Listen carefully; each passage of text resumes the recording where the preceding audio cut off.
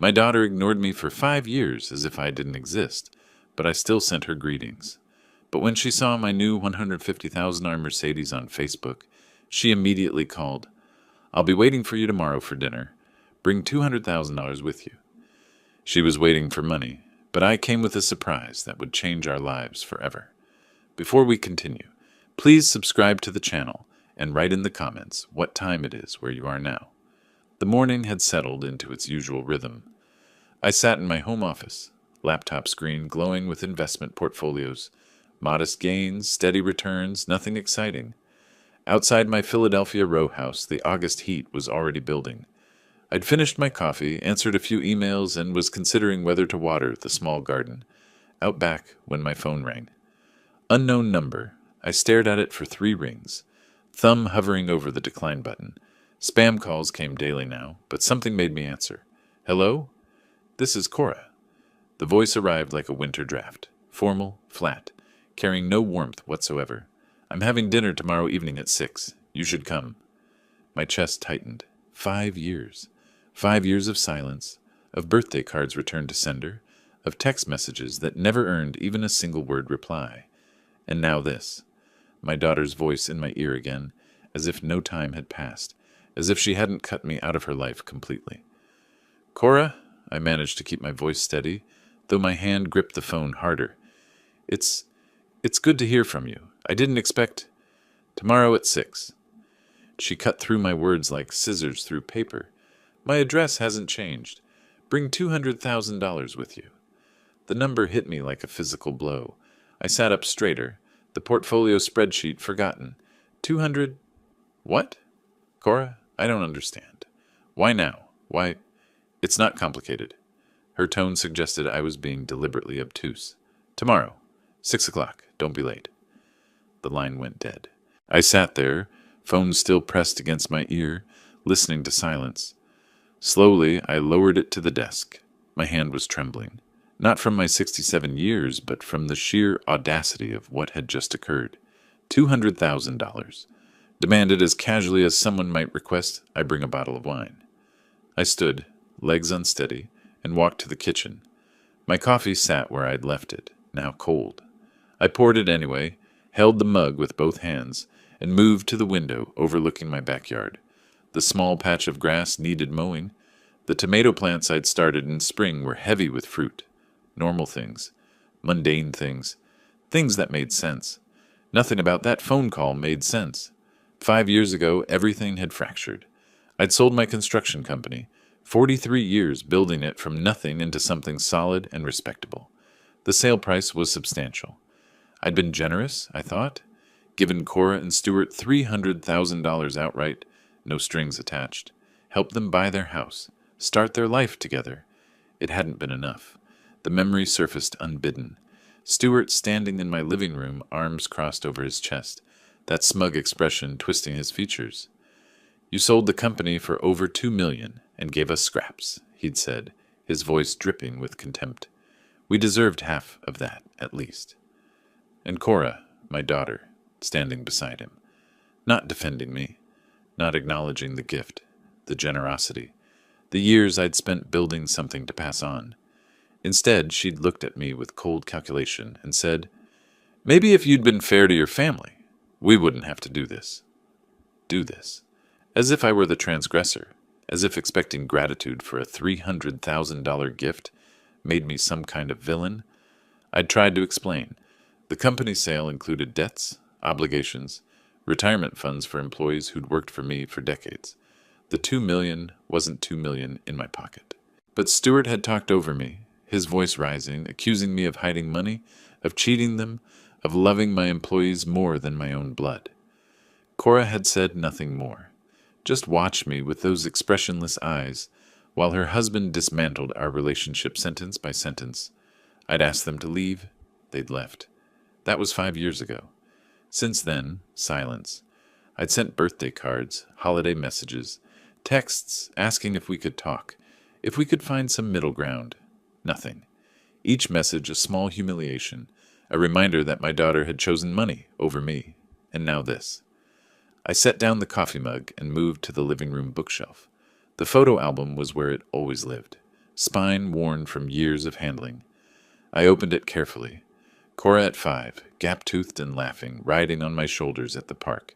Cora at 18, cap and gown, diploma held high, her smile so wide and genuine. Cora at 29, wedding day, white dress flowing, looking at Stuart with such hope. When had that hope curdled into this cold transaction? I pulled out my phone again, opened the message thread with her name. 5 years of one-sided conversation stared back at me. Happy birthday, sweetheart. Hope you're doing well. Merry Christmas. Would love to hear from you. Thinking of you today. Miss you. Each one a monument to rejection, a testament to silence.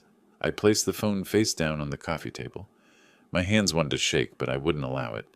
I picked up the cold coffee and drank it anyway, using the bitter taste to center myself, to push through the storm of emotions threatening to overwhelm my composure. I needed to think. I needed to understand. What had changed? What triggered this sudden contact after 5 years of nothing? Why exactly 200,000? Why tomorrow? The morning sun climbed higher outside my window. I sat in my chair, the photo album still open on my lap, and forced myself to breathe slowly, to think clearly, to not react, but to analyze. Finally, I reached for my laptop, opened Facebook, something I rarely bothered with anymore. Logged in to check something that was nagging at the back of my mind. My profile loaded. There, at the top of my feed, was the post from yesterday. The photo I'd taken in a moment of simple pride. My new Mercedes S-Class, silver and gleaming in my driveway. The caption, treating myself after some successful investments. Life is good. I stared at the screen, at the view count, at the list of who had seen it, and there, among the names, Cora Fields. My breath stopped. The timestamp showed she'd viewed it multiple times. Yesterday evening, 6 p.m., 7:15, 9:43. 3 separate visits to look at my car, my caption, my small moment of satisfaction. This morning, she'd called. I took a screenshot, my fingers moving automatically while my mind processed what this meant. The timing wasn't coincidence. It couldn't be. 5 years of absolute silence, and less than 24 hours after I posted a photograph of an expensive car, my phone rang with demands for money. 24 hours, I said aloud to my empty house. That's all it took. One picture of a car, and suddenly, I'm worth calling after 5 years. The Mercedes had cost me $150,000. A splurge, yes, but I'd earned it. Decades of careful investing, of living modestly while building wealth, slowly and deliberately. The car was beautiful, comfortable, a small reward for patience and discipline. Cora had seen it and calculated. Calculated that if I could afford that car, I must have liquid assets. Calculated that I was weak enough, lonely enough, desperate enough for her contact that I'd comply with any demand. Calculated that she could snap her fingers and I'd come running with my checkbook open. The realization cut deeper than the original phone call. This wasn't a change of heart. This wasn't regret or reconciliation or even basic human decency. This was predatory. She'd seen an opportunity and moved on it with the precision of someone circling wounded prey. I closed Facebook and opened a new browser tab, typed Pennsylvania Estate Law Inheritance Rights, then Irrevocable Trust Structures, then Disinheritance Legal Requirements, Pennsylvania. My construction business had taught me many things. One of them was to do thorough groundwork before any major project. Another was that professionals existed for a reason. You didn't wire your own electrical systems or plumb your own buildings. You hired experts who knew the codes, the regulations, the pitfalls. I needed an expert now. My desk drawer held business cards accumulated over years of contracts and collaborations. I flipped through them until I found what I wanted. Margaret Chen, attorney at law. Chen Law Associates. I'd used her for business contracts, for the company sale paperwork, for a few property disputes over the years. She was sharp, discreet, and didn't waste time on pleasantries when work needed doing. I studied the card, rehearsing in my mind what I'd say. The estrangement, the sudden contact after 5 years, the demand for money, my suspicion about her motives, and my desire, no, my need, to protect what I'd built, to send a message about respect, about family, about consequences. If she thinks I'll just hand over money because she snapped her fingers, I muttered, pulling my phone closer. She learned nothing.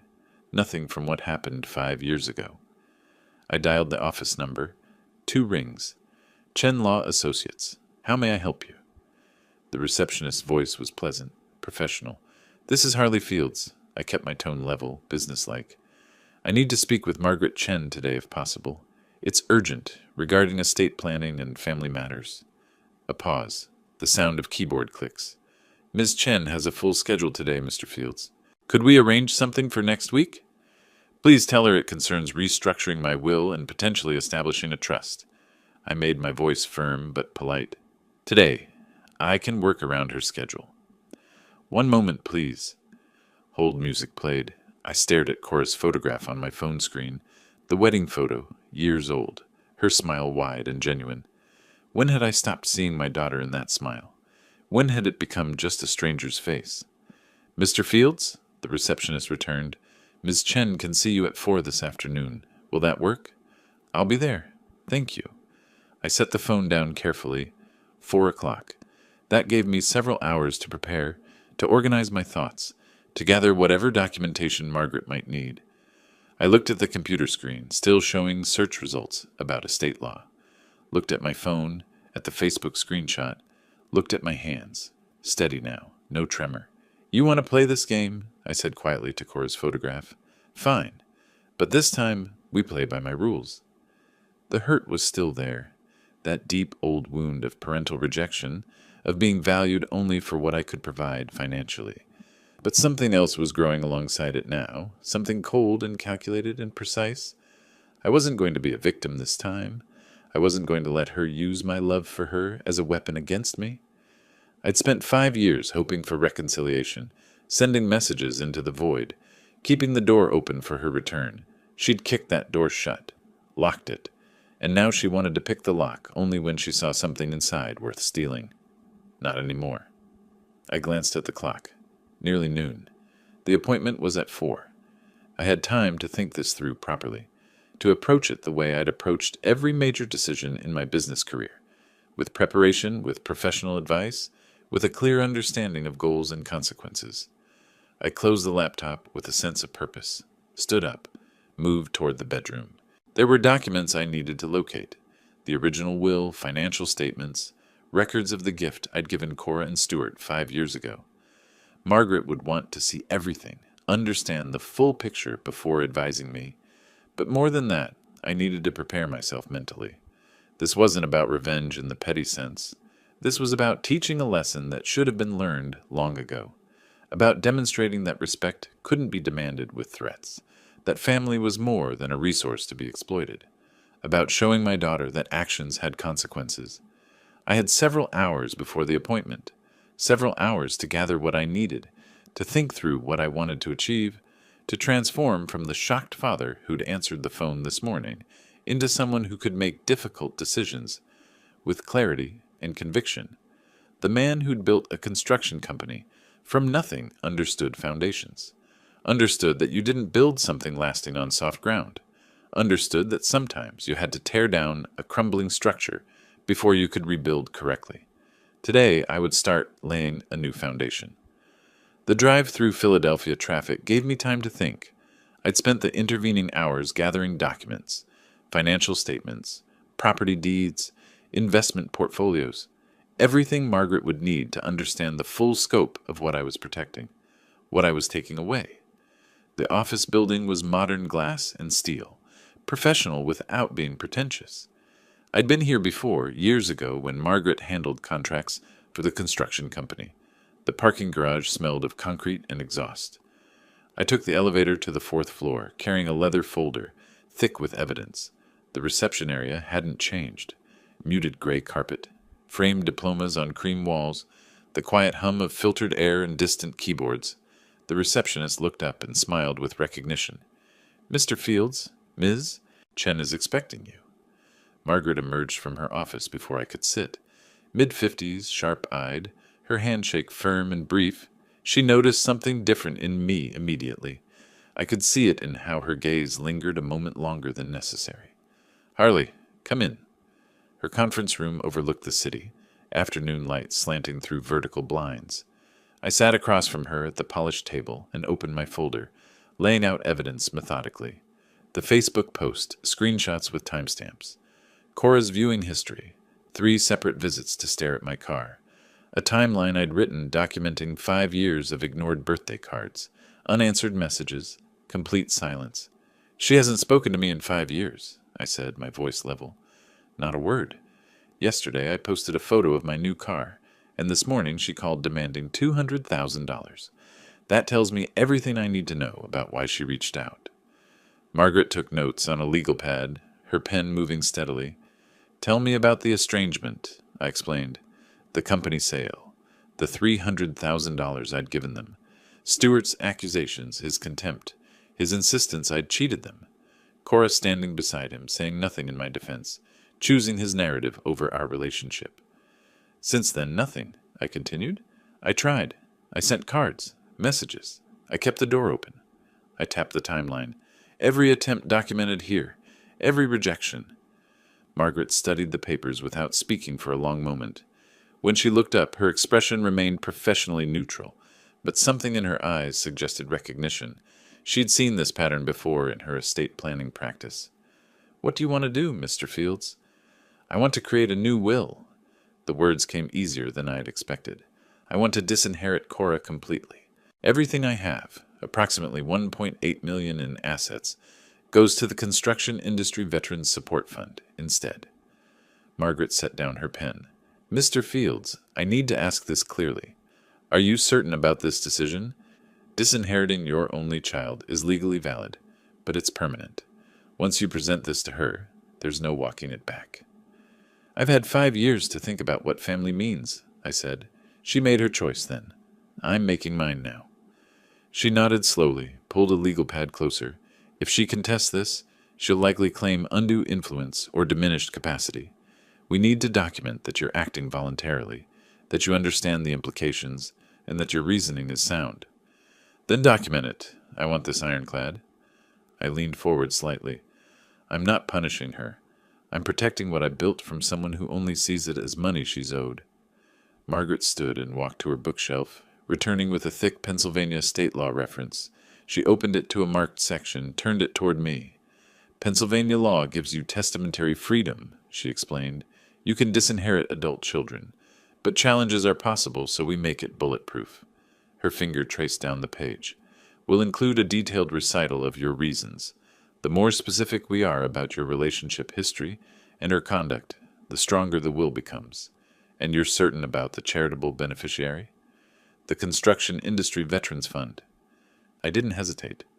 Those people built their lives with their hands, just like I did. They deserve support more than someone who can't see past a dollar sign. She made notes. We'll also include a no-contest clause. Anyone who challenges the will forfeits any potential inheritance. Not that there would be any for her, but it adds another layer of protection. For the next hour, we worked through details, specific language, asset inventory, witness requirements, notarization procedures. Margaret asked probing questions about my mental state, my understanding of consequences, my voluntary decision-making. Standard procedure, she explained, to demonstrate competency if the will was ever challenged. I answered everything clearly, providing the financial documents she needed, explaining my reasoning without emotion or anger. This was business, strategic, the same way I'd approached every major decision in my construction career. Finally, Margaret closed her legal pad. I'll draft this tonight and have it ready by 9 tomorrow morning. Given the urgency and the complexity, I'll need a substantial retainer. I wrote the check without blinking. This wasn't impulsive, it was calculated. One more thing, I said. I want 5 notarized copies prepared. Her pen paused mid-note. You want 5 notarized copies for tomorrow? That's unconventional. Most people keep wills private until after death. I allowed myself a slight, cold smile. I'm not most people, and I want her to understand exactly what her phone call cost her. Margaret studied me for a moment, then nodded. I'll arrange it. She stood, extending her hand. I shook it, feeling the firmness of her grip, the professional confidence that told me she'd create exactly what I needed. As I reached the door, she spoke again. Harley, this path you're choosing, it's legal, It's your right. But it's also final. Make sure you can live with it. I turned back. I've already lived with her choice for 5 years. Now she can live with mine. I walked down the hallway, took the elevator to the parking garage, sat in my car for a moment before starting the engine. The weight of what I'd set in motion felt substantial, real in a way that the morning's anger hadn't been, but my resolve didn't waver. Tomorrow morning, Margaret would have the documents. Tomorrow evening, Cora would discover what her calculated phone call had actually accomplished. I drove home through lengthening shadows, the city lights beginning to glow against the darkening sky. I woke before dawn, my sleep fractured by anticipation rather than doubt. The bedroom was gray with pre-sunrise light.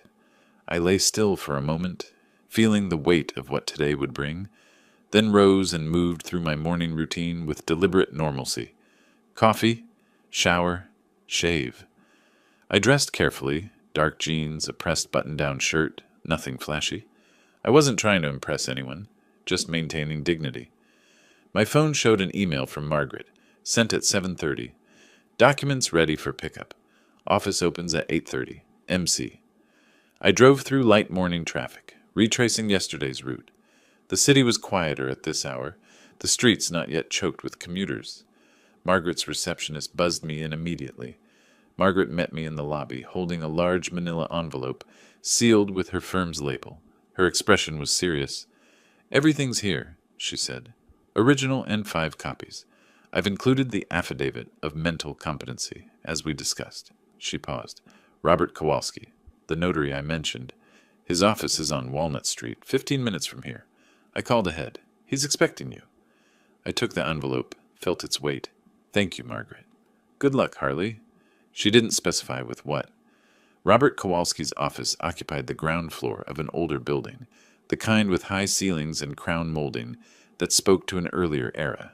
The sign beside the door read, "Kowalski Notary Services since 1995. Inside, the space was small, but impeccably organized. File cabinets lined one wall. A simple desk held a computer, a heavy embosser, and neat stacks of forms. Robert himself was maybe 62, gray-haired, wearing reading glasses on a chain around his neck. "Mr. Fields?" He extended his hand. "Margaret Chen speaks highly of you. Please sit." His assistant, a middle-aged woman with kind eyes, nodded at me from a second desk near the window. I sat across from Robert, opening the envelope and withdrawing the documents. He examined each page methodically, checking signature lines, witness blocks, completeness, the careful bureaucracy that transformed paper into legal armor. "Mr. Fields, I'm required to ask, are you signing this document of your own free will, without any pressure or coercion from any person?" "Yes." My voice was steady. "Completely voluntary. I've thought about this carefully. And you understand this is your last will and testament, that it supersedes any previous wills, and that it directs the disposition of your estate upon your death." "I understand completely. That's exactly what I want." Robert studied me for a moment over his glasses. "I've been doing this 30 years, Mr. Fields. Usually people signing wills look uncomfortable, like they're planning their funeral. You look decided." I allowed a slight humorless smile. "That's because I'm not planning my death. I'm planning something else entirely." He nodded slowly, turned to his assistant. "Linda, we'll need you as witness." The process was formal and precise. Robert positioned the first document, the original, in front of me, indicated where to sign. I wrote my name clearly, dated it. Linda stepped forward, added her signature, and printed name as witness. Robert did the same. Then his notary seal, a heavy embosser that created a raised impression, the distinctive mark of authentication. He applied it carefully, added his signature, filled in the official certificate. "5 copies as well?" Linda asked, glancing at the stack. "Yes," I confirmed. We repeated the process 5 more times. 6 signatures total, each one deliberate and clear. 6 notarizations, each seal pressed firmly into paper, transforming drafts into official legal instruments. Robert's assistant spoke as she signed the 4th copy. "You requested 5 additional notarized copies. That's unusual for a will. Most people just need the original." "I have unusual circumstances," I said. "I need to make sure certain people understand exactly where things stand." When we finished, Robert stacked the documents neatly, slid them back into the envelope. I paid his fee in cash, I'd come prepared, and received a receipt. "These are now official legal instruments, Mr. Fields," Robert said. "Keep them secure." "I will." I left his office carrying the envelope, drove 3 blocks, then pulled into an empty parking space, sat for a moment with the engine running, opened the envelope, withdrew the top document. My signature, the notary seal, raised and official. The date, today. The words, "I hereby disinherit my daughter, Cora Elizabeth Fields, for reasons fully detailed herein." 5 years, I said aloud to my empty car. It took her 5 years to call, and 24 hours to lose everything she thought she'd inherit. I closed the envelope, secured it in the leather portfolio I'd brought specifically for this purpose. Drove home through mid-morning traffic. The afternoon stretched ahead. Hours to wait before evening, before the dinner invitation she'd issued so casually, so confident I'd arrive with money in submission. I showered again, taking my time. Chose my clothes, the same dark jeans, a different shirt, this one blue. Casual, but not dismissive. I wasn't dressing for her approval, just for my own sense of appropriateness. At 4 o'clock, I made coffee, but didn't drink it. Paced my living room. Checked the portfolio again, confirming all 6 copies were present, properly organized. At 5, I decided to leave. Better to arrive early than to sit here counting minutes. I placed the portfolio carefully on the passenger seat of the Mercedes, the car that had started all this, gleaming silver evidence of resources she'd decided to claim. Walked to my front door, paused with my hand on the knob. My home. Modest, comfortable, paid for. My sanctuary for 5 years while she maintained her silence. I looked back at the living room, the bookshelf with its photo albums, the quiet order I'd built. Then I walked out, locked the door behind me, and got in my car. The drive to the suburbs took 40 minutes. Traffic was lighter heading out of the city. I navigated familiar roads, though I hadn't driven them in years. Her address hadn't changed, she'd said. I'd never been to this house, purchased after our estrangement, but I'd looked it up online, knew what to expect. The sun was lowering, painting everything in amber light. I drove with the portfolio beside me, carrying 6 copies of her inheritance, all of them zeros. The neighborhood announced itself in manicured lawns and fresh paint, upper-middle-class suburban confidence, houses that whispered success without shouting it. Cora and Stuart's home was a 2-story colonial with professional landscaping, the kind of presentation that mattered to people who cared about appearances. I sat in my car for a long moment, hands on the steering wheel, the portfolio beside me on the passenger seat. Through the front window, I could see movement. They were watching for me. I picked up the portfolio and walked to their door. Measured steps. No hesitation. The door opened before I could knock. "Dad!" Cora's voice was too bright. Her smile stretched too wide. "I'm so glad you came." She hugged me briefly, a performance of warmth where no warmth existed. Stuart appeared behind her, extending his hand with practiced congeniality. "Harley, good to see you." Come in, come in." The contrast was staggering. 5 years of silence, and now they greeted me like we'd had lunch last week. Their dining room was elaborately staged. Candles flickered on a table set with wine glasses and cloth napkins. The food, clearly from an expensive restaurant, still in its takeout containers being transferred to serving dishes, smelled rich and carefully chosen. "We thought we'd make this special," Cora said, gesturing to a chair. "Families should celebrate being together again." I sat, placing the portfolio beside my chair. Stuart's eyes flicked to it, then away. Cora poured wine with trembling hands. Nerves, not emotion. The meal proceeded with stilted conversation. Cora asked about my health, my house, my investments, questions designed to inventory my resources without appearing mercenary. Stuart discussed market trends and business opportunities, establishing his expertise. I ate little, watched everything. They exchanged glances when they thought I wasn't looking. Silent communication, rehearsed coordination. After the main course, Stuart leaned back with calculated casualness. "Harley, I wanted to run something by you. There's an incredible investment opportunity that's come across my desk." His voice shifted into salesman mode, smooth and confident. Residential development in a growing market. The returns are projected at 18 to 22% annually. Really solid fundamentals. We need to move fast, though, he continued. The window closes this week. Early investors get the premium positions. Cora added her piece right on cue. Dad, Stuart's been working so hard on this. We finally have a chance to really build something. Her voice carried practiced emotion. I know you understand what it means to build a future. You did it with your company. I leaned back in my chair, arms crossed, letting them finish. Stuart laid out more details. Deliberately vague specifics, wrapped in financial jargon, meant to sound legitimate while saying nothing concrete. Cora nodded along, playing the supportive wife, the dutiful daughter who just wanted her father's help. When they finally paused, waiting for my response, I spoke quietly. I do understand building a future. I spent 43 years building mine.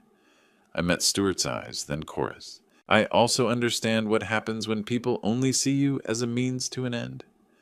I reached down to the portfolio, opened it with deliberate slowness, withdrew 2 copies of the will, slid them across the table like dealing cards, one to Cora, one to Stuart. The documents landed between the candles and wine glasses with devastating finality. Stuart picked his up first. I watched his face transition. Confusion, comprehension, fury. He stood abruptly, his chair scraping loudly against the floor. What is this? His voice rose. A will? You brought your will to dinner? Cora read slower, her performance crumbling as understanding set in. Tears started before she finished the first page, but I'd seen enough angry tears in my life to recognize them. She wasn't heartbroken. She was furious at being denied. You asked for $200,000 after 5 years of not speaking to me, I said, my voice calm and factual. I thought you should know where you stand. You're not in this document. Neither of you. Everything goes to the Construction Industry Veterans Support Fund. How can you do this? Cora's voice shook with rage, disguised as grief. I'm your daughter, your only child. You were my daughter. I kept my tone steady, controlled. Then you chose to become a stranger who only calls when she wants money. This is what that choice costs. Stuart slammed the document on the table. You can't do this. We'll fight this. You're not in your right mind. We'll prove it.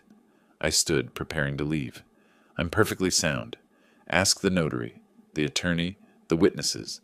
This document is legal, filed, and final. I looked at both of them, seeing their calculation exposed, their masks discarded. You wanted to know my value in dollars. Now you know. To you, I was worth a phone call. To me, my legacy is worth more than that. I walked toward the door. Behind me, Cora's voice turned desperate. You'll regret this. Don't walk out that door. I paused at the threshold, but didn't turn back. I've spent 5 years with regrets. Tonight, I finally have clarity instead. I stepped into the cool evening air. Behind me, the shouting began, but now they were arguing with each other, not me. Accusations flying about whose idea this was, whose plan had failed. I got into my Mercedes, started the engine. As I pulled away from the curb, I glanced in the rearview mirror. The front door stood open, Stuart silhouetted in the light, phone already pressed to his ear. I drove into the darkening evening knowing this wasn't ending. This was just beginning. My phone woke me before dawn, buzzing insistently, vibrating against the nightstand in the gray pre-sunrise light. I lay still for a moment, awareness settling in slowly. The phone kept buzzing. I picked it up. The lock screen was filled with notifications. 6 missed calls from Cora. 3 from Stuart, several from numbers I didn't recognize. Text message previews scrolled down the screen. Too many to count. The war had begun while I slept. I set the phone down and went to make coffee. Showered, dressed. Established normalcy before engaging with the attack. I'd expected this. They were panicking, and panicked people made mistakes. At my kitchen table with my laptop, I began documenting. Took screenshots of everything before opening a single message. Created a folder labeled Evidence. Then methodically, I started reading. Cora's early texts alternated between tearful apologies and furious accusations. Dad, please call me. I'm sorry we argued. Can we talk about this calmly? You're my only family. 6 hours later. You're being incredibly selfish. After everything I've been through, you do this to me? Call me back immediately. Stuart's messages were purely strategic. An email with subject line legal action appeared mid-morning. Mr. Fields, your actions yesterday demonstrate either malicious intent or diminished mental capacity. We will be consulting with an attorney about challenging your recent will on grounds of undue influence and incompetence. This can be resolved, or it can become very expensive for your estate. Your choice. I copied each message into a document, noted date, time, sender, categorized them: threat, manipulation, guilt trip, legal intimidation. The construction business had taught me that documentation protected you when people turned hostile. The voicemails were worse. Cora sobbing about family. Stuart's cold recitation of legal options. Cora again, how can you do this to your own daughter? I made mistakes, but 5 years? You're going to punish me forever? That money is my inheritance, from my family. I saved every recording to my computer, created a spreadsheet tracking every contact attempt, date, time, method, sender, message type, content summary. The second day brought more of the same. The third morning brought Cora herself. I was at my kitchen window with coffee when her car pulled aggressively into my driveway. She got out, slammed the door, and stood on my front lawn. "Harley!" she shouted. "I know you're in there. You can't hide from this." I moved to my front window where I could observe while staying uninvolved, pulled out my phone and started recording video. Pennsylvania law allowed recording on your own property for security purposes. I was building a case if I needed one. Cora alternated between crying and yelling. "You're being cruel, vindictive. Everyone needs to know what kind of father does this." Neighbors were noticing. Curtains moved in nearby windows. Then Danny Morrison emerged from his house 2 doors down. Early 70s retired police officer, steady as bedrock. He walked toward Cora with the measured confidence of someone who'd spent decades handling public disturbances. "Miss, I'm going to ask you to leave." His voice was calm but carried authority. "This is disturbing the peace. Mr. Fields is within his rights to not engage with you. If you don't leave voluntarily, I'll need to make a phone call." He tapped his phone meaningfully. Cora turned on him. "You don't understand what he's doing. I understand you're on someone else's property." Shouting. Danny's tone didn't change. "That's enough. Time to go." She got back in her car, but not before a final shout toward my window. "This isn't over. He'll regret this. We'll see what a judge thinks." She drove away, tires squealing slightly. Danny waited until she was gone, then walked to my door. I opened it before he knocked. "You all right, Harley?" His weathered face showed concern. "That was quite a show. Want me to file a report?" "I'm fine, Danny. I've documented everything." I gestured to my phone. "If they escalate further, I might need you as a witness, if you're willing." 30 years on the force. I know how family disputes get ugly." He nodded slowly. "You've got my number. That video you took, keep that safe. Might need it." After he left, I saved the video file to my evidence folder, made a note about Danny's availability as a witness, sent him a brief thank you text, establishing written record of the incident. That evening, I composed an email to Margaret Chen. Subject line: anticipated legal challenge. I attached everything: message screenshots, voicemail transcripts, the video of Cora's scene, my timeline spreadsheet, staying one step ahead. I closed my laptop as evening settled in. For the first time in 3 days, my phone was quiet. No calls, no texts. The silence felt ominous rather than peaceful. Then a notification appeared. One new email from an unknown sender. Subject line: R.E. Fields Estate Matter. Legal representation. I stared at it, thumb hovering over the screen. This was their formal response. The harassment phase was over. The legal war was beginning. 2 days of quiet had passed. I sat in my home office reviewing investment statements, trying to maintain some semblance of routine. When my phone rang and Margaret's name appeared, I knew immediately. "Harley, I received formal notice this morning." Her voice was serious but measured. "Stuart retained Nathan Berkowitz. He's aggressive but predictable. They're filing to contest the will on grounds of diminished capacity and emotional duress. We need to move fast." I felt relief more than anxiety. The ambiguity was over. The fight was now formal, with rules and procedures. "I expected this," I said. "What do we need to do?" "Medical evaluation, psychological assessment, anything that proves you were and are of sound mind. The stronger the documentation, the faster we can shut this down. Can you see your doctor today?" I'll make it happen. What else? I'll prepare our defensive package. But Harley, they'll argue the timing proves this was rash, emotionally driven. We need to show deliberation, careful thought, professional consultation. I called Dr. Stevens' office the moment we hung up, explained the situation briefly. His nurse found an opening that afternoon. The examination was comprehensive. Cognitive function tests, memory, reasoning, processing speed, blood work to rule out medical issues affecting judgment. Dr. Stevens was thorough, methodical, checking everything. Harley, your cognitive function is excellent, he said, reviewing the results. Memory, reasoning, judgment, all within normal range for your age, actually better than average. Blood pressure's good, no signs of neurological issues. You're healthier than most 67-year-olds I see. I need that in writing, Doc, detailed. Someone's trying to claim I'm not competent to make my own decisions. He looked up, understanding immediately. Family dispute over money? Something like that. I'll have a comprehensive report ready by tomorrow. 15 years I've treated you, Harley. You're one of the most clear-headed patients I have. The next day brought the psychological evaluation. Dr. Patricia Huang's office was quiet, professional. She specialized in elder competency assessments, Margaret had said. 2 hours of testing, mental status examination, decision-making scenarios, emotional state evaluation. Walk me through how you made the decision to change your will, she said, pen poised over her notepad. What was your thought process? I laid it out clearly, organized. My daughter didn't contact me for 5 years. Then she called demanding $200,000 the day after seeing a photo of my car online. That showed me she only valued me as a source of money.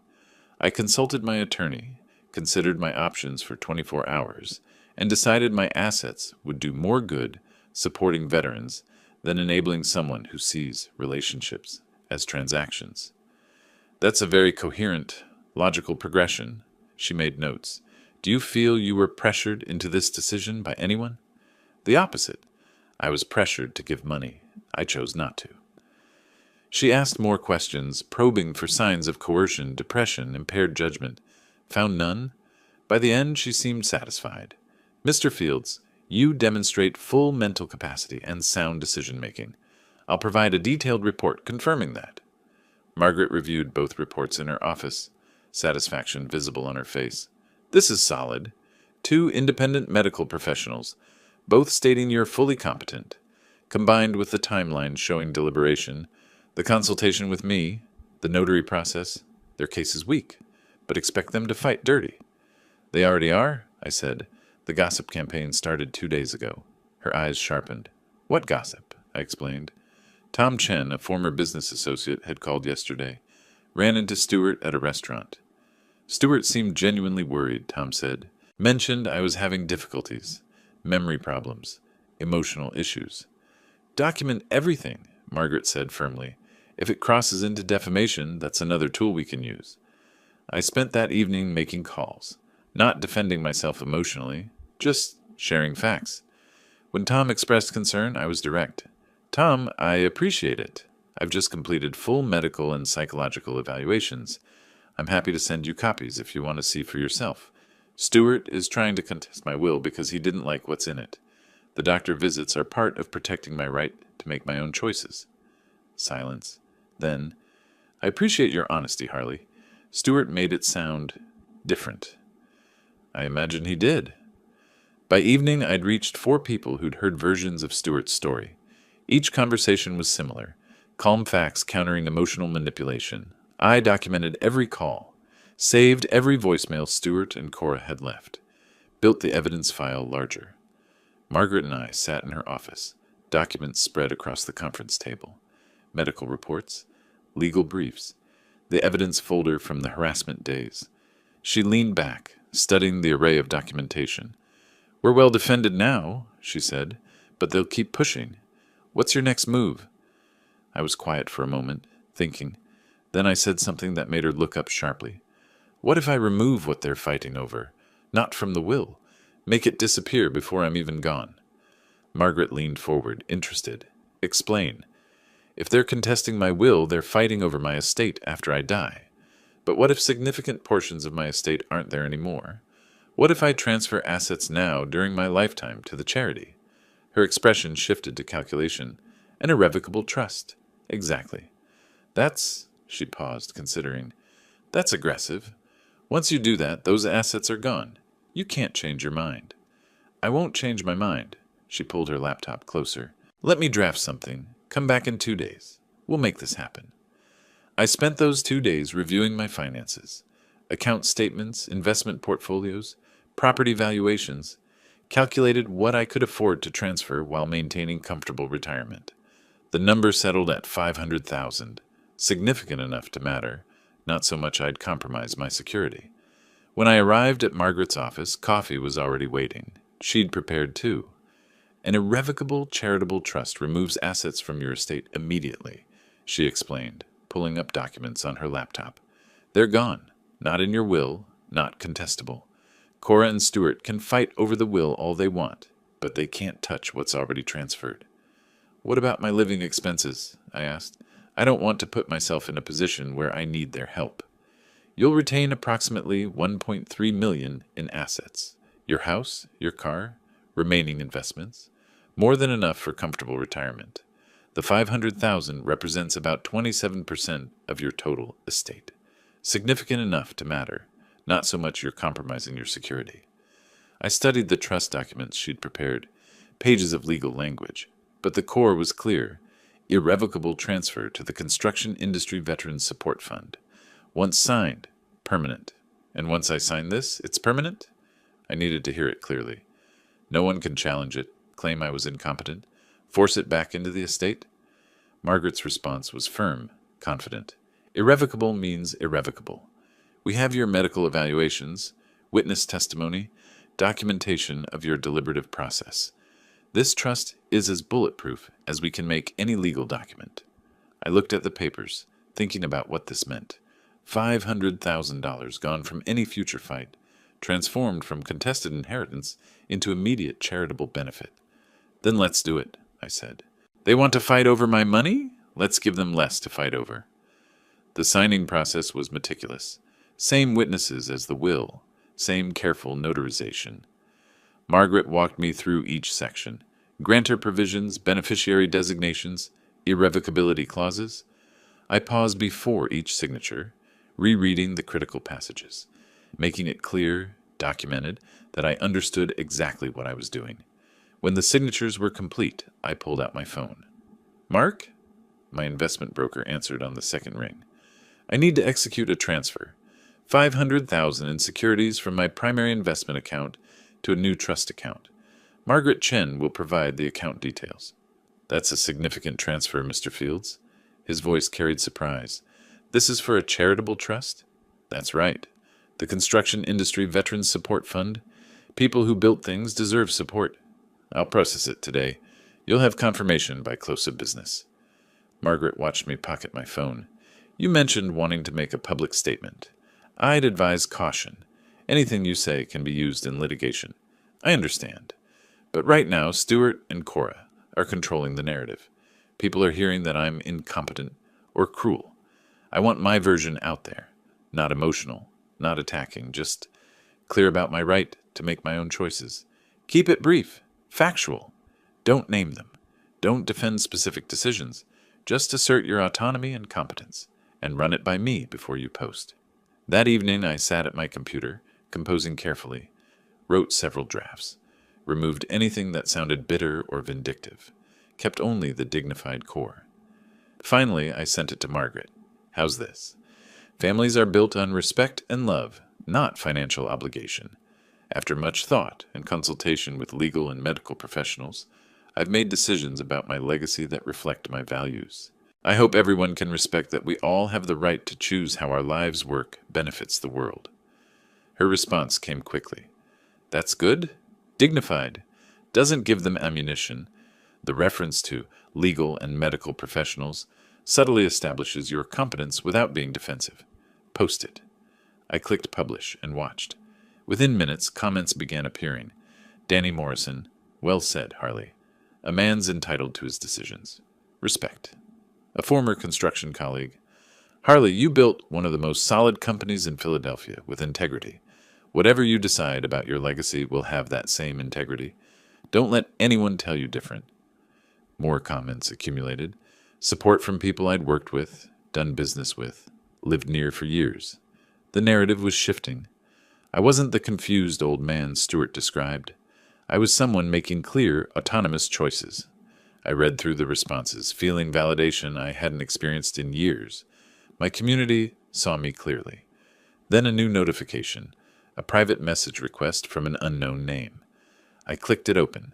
The message was brief, urgent. You should know what they're planning. Can we talk? This has gone too far. The profile showed a woman's name I didn't recognize. No mutual friends, no profile picture beyond a generic avatar. I stared at the message, finger hovering over the reply button. Was this genuine concern or another manipulation tactic? Stewart and Cora trying a different angle. The cursor blinked in the reply field, waiting for my decision. 3 days passed. I'd ignored the mysterious Facebook message, likely another manipulation attempt, I decided. Then my phone rang. Cora's name appeared on the screen. Dad? Her voice was subdued, nothing like the angry demands of previous calls. I know you probably don't want to hear from me, but Stewart and I have been doing a lot of thinking. We handled everything wrong. Could we meet? Just to talk? Not about money, about us. I felt immediate skepticism. After everything, this sudden shift felt calculated. Where? I asked. Anywhere you want. Your choice. There's a coffee shop on Market Street, Thursday afternoon, 2 o'clock. We'll be there. Thank you, Dad. Really? I spent the next 2 days preparing, checked that my phone's voice recorder worked properly. Pennsylvania was a one-party consent state. I could legally record any conversation I participated in. Rehearsed questions mentally, ways to guide dialogue, techniques to encourage honesty. Thursday arrived. I drove downtown and entered the busy coffee shop early, choosing a corner table with my back to the wall. Activated the recording app and placed my phone face down on the table before they arrived. Stewart and Cora entered together. No expensive clothes today, casual, subdued. Cora's eyes looked red, as if she'd been crying. They sat across from me, both wearing expressions of remorse. Dad, I know we handled everything wrong. Cora's voice trembled slightly. The things I said, the way I've been talking to a counselor, and I realize I let Stewart's stress about money affect how I treated you. That was wrong. Stewart leaned forward, seemingly earnest. Mr. Fields, Harley, I owe you an apology too. I pushed Cora to ask for money when we should have just asked to reconnect. Financial pressure made me lose perspective on what's actually important. I nodded slowly, maintaining calm body language. I appreciate you saying that. These past weeks have been difficult. I've had time to think, too. So have we. Cora reached across the table, not quite touching my hand. We don't care about the will or the money. We just want you back in our lives. That's what matters. I let silence hang for a moment, and then spoke carefully. I've been reconsidering some of my decisions, wondering if I acted too hastily, too emotionally. There might be room for adjustments. Stewart's eyes sharpened. Adjustments? Like to the will or the trust? So they knew about the trust. They'd been investigating. I'm just thinking out loud, I said. Nothing set in stone. Cora leaned forward, eagerness breaking through her subdued demeanor. Dad, if you did reconsider, we wouldn't need much. Maybe just enough to cover our mortgage, get us stable. 200,000 would change everything for us. Stewart added quickly, we have some debts that are causing stress. If you could help with those, maybe set up something regular, even just 5,000 monthly, we could focus on rebuilding our relationship without financial pressure hanging over us. I pulled out a notepad, wrote down the figure, tapped my pen thoughtfully. You're saying money stress is preventing you from being fully present in a relationship. Exactly. Stewart didn't hear the trap in my question. Once we know we're financially secure, we can really invest in family time. Maybe Sunday dinners, holidays together. We'd make it work. Cora laughed, nervous, revealing, I'd even tolerate Stewart's parents at Thanksgiving if it meant having you there too. Then more seriously, we'd make whatever effort needed. That's what family does, right? So if the financial piece was resolved, you'd be able to prioritize family. Absolutely. Cora nodded emphatically. That's really what this has all been about. Security. Once we have that, everything else falls into place. Stewart pressed forward. Could we maybe talk timelines? If you were willing to reconsider, how soon could changes be made? We have some payments due next month that are causing anxiety. I'd heard enough. 20 minutes of them discussing dollar amounts, payment schedules, what they'd tolerate for money. All of it recorded, clear, damning. I stood, gathering my notepad. I'll think about everything you've said. This conversation has been clarifying. Cora stood too, desperate edge in her voice. Dad, wait. When will we hear from you? Should we call tomorrow? I'll be in touch. I walked toward the door. Take care. I sat in my car for several minutes, immediately backing up the audio file to cloud storage, emailing a copy to myself. Then I drove home listening to portions of it, verifying quality. Every word was clear. That evening I sat at my computer with headphones on, listening again. Stewart's voice. Once we know we're financially secure, we can really invest in family time. Cora laughing about tolerating family obligations. I stopped the playback, picked up my phone, sent a text to Margaret. Meeting tomorrow? I have something you need to hear. It's time to end this. The message showed as delivered. I set the phone down with quiet finality. The conference room felt formal, tense. Stewart, Cora, and their attorney, Nathan Berkowitz, sat on one side of Margaret's large table. I took my seat across from them, carrying only a slim folder. The audio recorder was in my pocket, already connected to Margaret's speaker system. Nathan opened professionally. Thank you all for coming. My clients believe Mr. Fields' recent testamentary decisions were made under significant emotional duress, following a family conflict. However, in the interest of avoiding prolonged litigation, they're prepared to settle if Mr. Fields will restore Ms. Fields as primary beneficiary, with a minimum inheritance of $1.2 million. Margaret responded with practiced calm. Let me address the diminished capacity claim first. She slid documents across the table. Medical reports, psychological evaluations, notarized statements. Dr. Stevens, Mr. Fields' physician of 15 years, conducted comprehensive cognitive evaluation. Perfect scores. Dr. Huang, a licensed clinical psychologist specializing in competency assessments, found him fully capable of reasoned decision-making. No signs of coercion, depression, or impaired judgment. Nathan attempted a counter-argument. The emotional context remains relevant. Making such a drastic decision immediately following a contentious phone call suggests... The timeline shows 24 hours of deliberation, Margaret interrupted smoothly. Consultation with legal counsel and methodical execution, hardly impulsive. Furthermore, she paused for effect. 3 days ago, Mr. Fields established an irrevocable charitable trust, transferring $500,000 in liquid assets. Those funds are no longer part of his estate. They cannot be contested, challenged, or recovered. Stewart's face went white. You did what? When? I spoke for the first time. After your attorney filed his challenge, I decided if you were going to fight over my estate, I'd make the estate smaller. Cora turned to Nathan, desperate. Can he do that? Isn't that... Can't we stop it? Nathan's professional mask showed cracks. An irrevocable trust, properly executed, is beyond challenge. The assets are gone. Margaret delivered the final blow. There's one more thing. She connected the audio device to her speaker system. Mr. Fields met with your clients 2 days ago. Pennsylvania is a one-party consent state for recording. I think you should hear this conversation. She pressed play. Stewart's recorded voice filled the room. Once we know we're financially secure, we can really invest in family time. Maybe Sunday dinners, holidays together. Cora's laugh. I'd even tolerate Stewart's parents at Thanksgiving. We'd make whatever effort needed. Stewart again. Could we talk timelines? If you were willing to reconsider, how soon could changes be made? I watched Nathan's face, saw recognition, understanding, the professional calculation that this case was lost. The recording ended. Nathan conferred quietly with Stewart and Cora. Their whispered argument was sharp, bitter.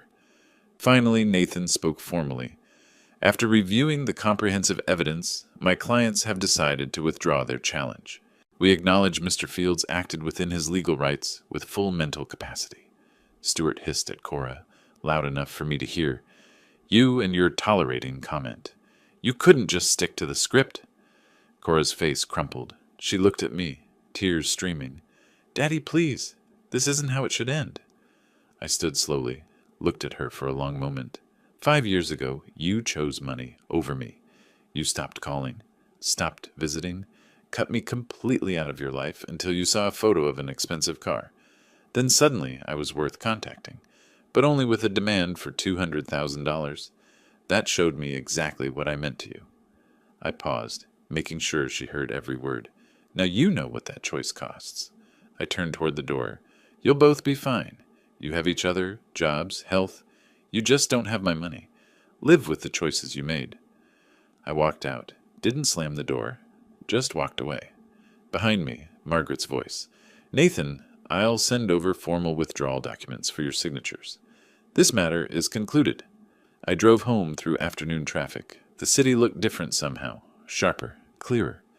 I'd spent 5 years hoping for reconciliation, keeping doors open, waiting for my daughter to remember I was more than a bank account.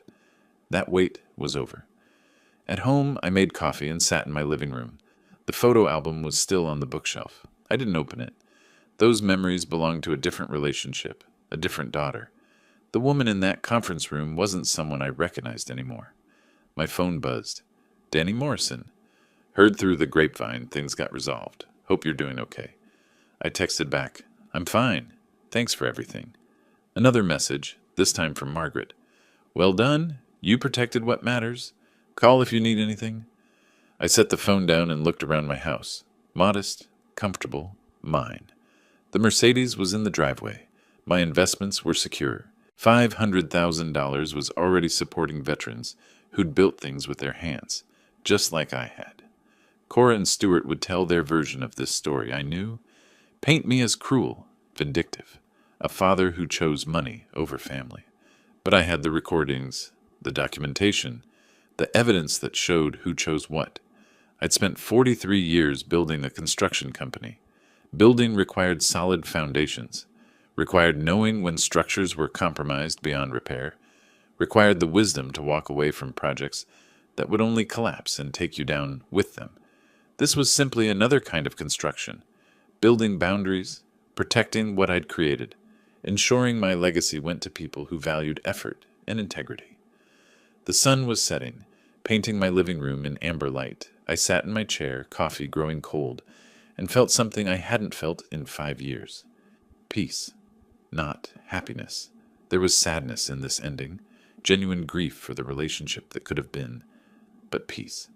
The clarity of knowing I'd done what needed doing, protected my autonomy, set consequences for behavior that demanded consequences.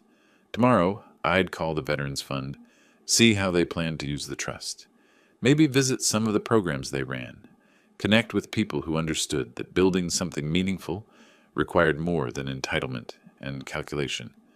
Tonight, I just sat in the quiet of my home, free from manipulation, free from false hope, free from waiting for someone who only saw me as a resource to exploit.